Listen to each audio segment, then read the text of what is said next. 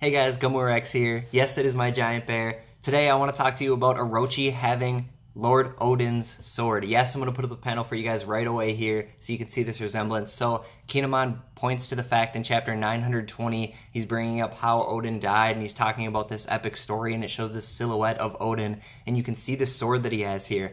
Oda does a good job in covering this up for a whole 12 chapters until he finally shows Orochi's sword. He draws his sword in chapter 932 here against Otoko. And when we're looking at this sword compared to the sword that Oden had, we're seeing quite the resemblance here, you guys. And I think it's showing that Orochi was there when Oden died. We know this from chapter 932, and we're finding out now that Orochi does have Oden's sword.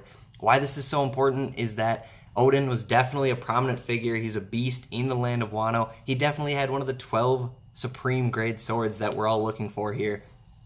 We only know of a couple. We know the Shodai Katetsu, and we know of Mihawk's Yoru. So we're still looking for a lot of those swords to be revealed, and I think that in the land of Wano, we're going to get those revealed here. So I think this could either be the Shodai Katetsu or any of these other swords, but ultimately here, this kind of adds to the whole theory that Zoro in this arc is actually being portrayed as Susanoo, the god of storm.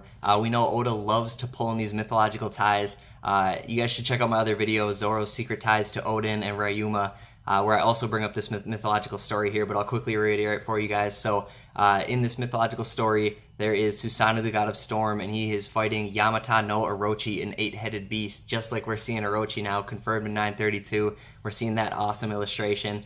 But in this mythological story here, Susanoo actually slays Yamata no Orochi, and inside of him he finds this epic sword, and it gives him the power of wind, and he's able to control the wind. And we're seeing all kind of foreshadowing also with Zoro's character. He's always got those tornado moves, and he's got all these distance attacks. He can send out all these tsunami and tornado moves all the time. So I think ultimately it's foreshadowing. Zoro's going to slay Orochi. He's going to get this supreme grade sword, and I think it'd be kind of cool if he's able to control the wind kind of with it. We're seeing some crazy things where Kinemon can control fire with his sword and his sword technique that he knows in Wano. So I think it'd be really awesome if we saw Zoro being able to do this from the sword he gets.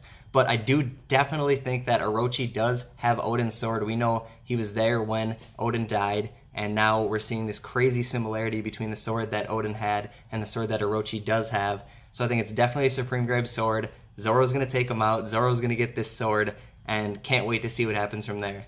So you guys, there's still so much mystery in these supreme grade swords. We only know of a couple of them. We know of the Shodai Katetsu, and then we know of Yoru that Mihawk currently has, but there's still a ton that have not been revealed. And I think that these epic swordsmen, these samurai, these 9 scabbards are definitely going to have a bunch of these swords.